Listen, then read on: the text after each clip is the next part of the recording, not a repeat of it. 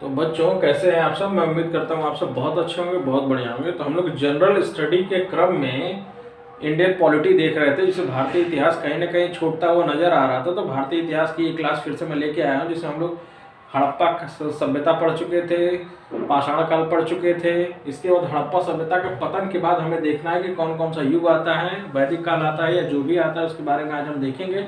तो वीडियो को स्टार्ट करने से पहले अगर आप हमारे चैनल पर नए हो तो चैनल को तुरंत सब्सक्राइब कर लें, ताकि ऐसे जनरल स्टडी के लेक्चर आप मिस ना कर सकें, आपको मिलता रहे। और ये किसी भी एग्जाम के लिए बहुत इंपॉर्टेंट है, चाहे यूपी पुलिस हो, चाहे एसएससी हो, चाहे यूपी पीसीएस का कोई भी एग्जाम हो। तो चलिए इसको स्टार्ट करते हैं। तो आज हमको देखना है आर्यों का आगमन, या इसी को कहेंगे वैदिक युग। आर्यों का आगमन, आर्य जो आते हैं, और इसी को इसके बाद वैदिक युग की शुरुआत इसको माना जाता है। तो इसमें हमको क्या क्या देखना है कि आर्यों का मूल निवास स्थान, ऋग्वैदिक वर्णन, जनजाति संघर्ष व राज व्यवस्था, उनका संघर्ष देखना है, और उनकी पॉलिटिकल सिस्टम देखना है कि किस तरह की उनकी राज व्यवस्था थी। और उसके बाद हमको देखना है उत्तर वैदिक काल। ऋग्वैदिक काल के बाद जो सेकंड आता है वो उत्तर वैदिक काल आता है। उत्तर वैदिक में क्या क्या हमें देखना है कि विभिन्न वेदों की रचना, कौन कौन से विभिन्न वेदों की रचना हुई, उस समय उनका राजनीतिक, सामाजिक और धार्मिक संगठन जो है वो कैसा था, ये उत्तर वैदिक काल में हमको देखना है। तो चलिए स्टार्ट करते हैं। फर्स्ट जो है आर्यों का मूल निवास स्थान की बात किया जाए कि आर्य जो है कहाँ से आए थे और किस रास्ते आए थे, जो भारत में आने के बाद इतना सारा परिवर्तन उन्होंने किया। तो शुरू करते हैं कि आर्यों का मूल निवास स्थान आल्प्स पर्वत के पूर्वी क्षेत्र में, जो यूरेशिया कहलाता है। हिंद आर्य मध्य एशिया से भारत आए थे। हिंद आर्य कहाँ से आए थे, अगर कोई क्वेश्चन पूछे, ये अक्सर आता है, तो हिंद आर्य जो है वो मध्य एशिया से भारत आए हुए थे। अब इनका सेकंड वाला देखें, ऋग्वैदिक वर्णन, यानी ऋग्वैदिक वर्णन की बात किया जाए, ऋग्वैदिक वर्णन की अगर इनकी बात करें तो भारत में आर्यों की जानकारी जो है हमें ऋग्वेद से मिलती है। भारत में अगर आर्यों की जानकारी की बात किया जाए तो ऋग्वेद से, सबसे पुराना वेद हमारा यही है। इससे हमें इसकी क्या मिलती है, जानकारी मिलती है, जो कि यूरोपीय भाषाओं का सबसे पुराना ग्रंथ है। सबसे पुराना ग्रंथ जो है हमारा ऋग्वेद ही है। चारों वेदों में सबसे पुराना जो है ऋग्वेद ही है। इसमें आर्य शब्द का उल्लेख जो है वो 36 बार हुआ है। आर्य शब्द का उल्लेख 36 बार हमें इसमें देखने को मिलता है। और इसमें टोटल कितने मंडल है, इसमें टोटल 10 मंडल है, या 10 भाग कह सकते हैं। 10 भाग या 10 मंडल है इसमें, और जिसमें 2 से 7 सबसे प्राचीन है। 2 से 7 तक क्या है, सबसे प्राचीन है। और 1 से लेकर 10वां मंडल जो है वो बाद में जोड़ा गया है। यानी अगर सबसे नया मंडल अगर कोई पूछे तो 1 से लेकर 10वां है, और सबसे पुराना जो है वो 2 से लेकर 7 वाला है।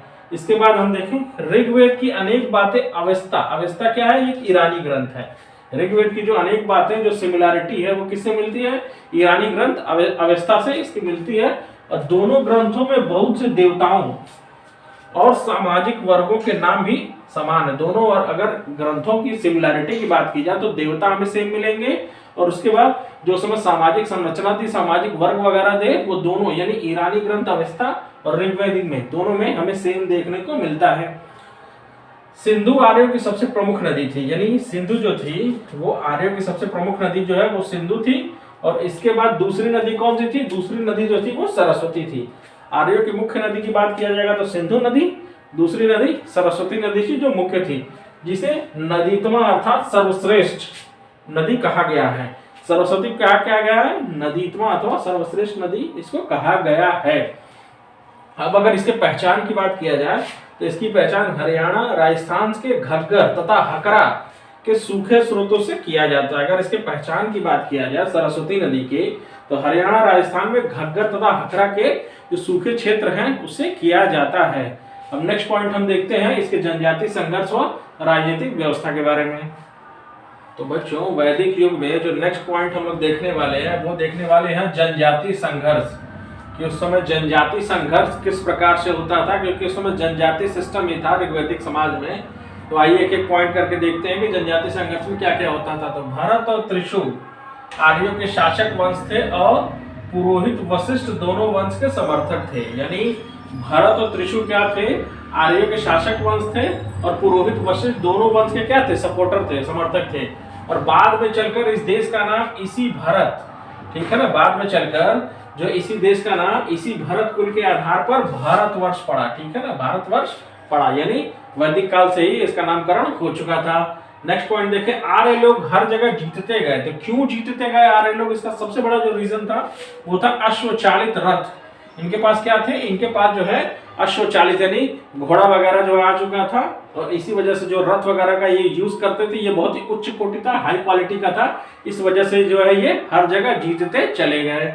नेक्स्ट पॉइंट देखते हैं, भरत राजवंश का 10 राजाओं के साथ विरोध था, और भरत 10 राजाओं के बीच जो लड़ाई हुई वह 10 राजा युद्ध यानी 10 राजाओं के बीच की लड़ाई के नाम से जाना जाता है, यानी 10 राजा युद्ध के नाम से ये जाना जाता है। और यह जो है किस नदी पे हुआ? तो ये पारुषणी नदी के तट पर हुआ, और जिसे आज रावी नदी के नाम से जाना जाता है। यानी प्राचीन काल में इसको पारुषणी नदी और आज के नाम से इसको रावी नदी के नाम से जाना जाता है। 10 राजाओं का युद्ध बड़ा फेमस है, जो एग्जाम में अक्सर पूछता है। इसके कुछ पॉइंट और हैं कि इसमें जो है सुदास की जीत हुई। इसमें जो राजा सुदास थे उनकी क्या हुई? उनकी जीत हुई, और इस प्रकार भरतों की प्रभुता जो है वो कायम हुई।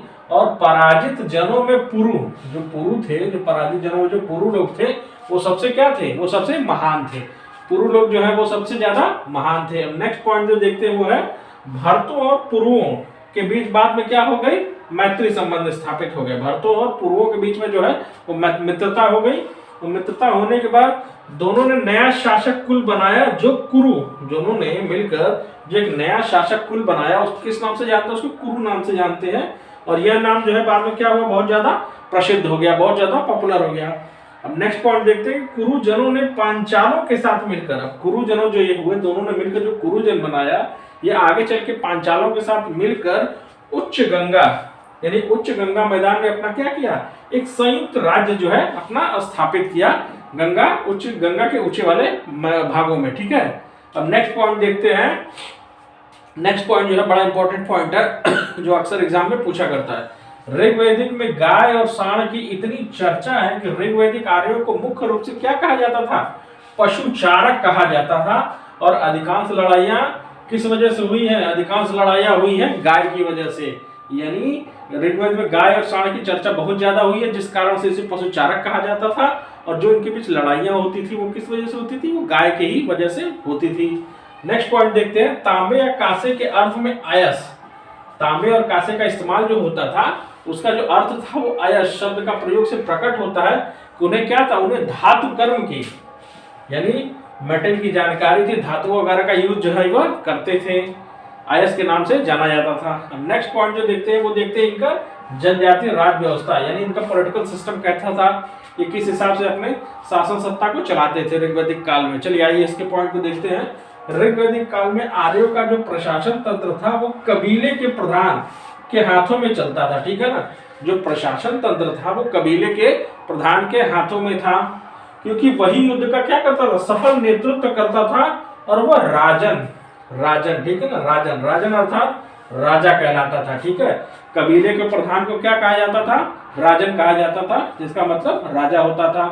ऋग्वैदिक काल में, अब देखिए ऋग्वैदिक काल में क्या हो गया? राजा का पद क्या हो गया? वंशानुगत हो गया।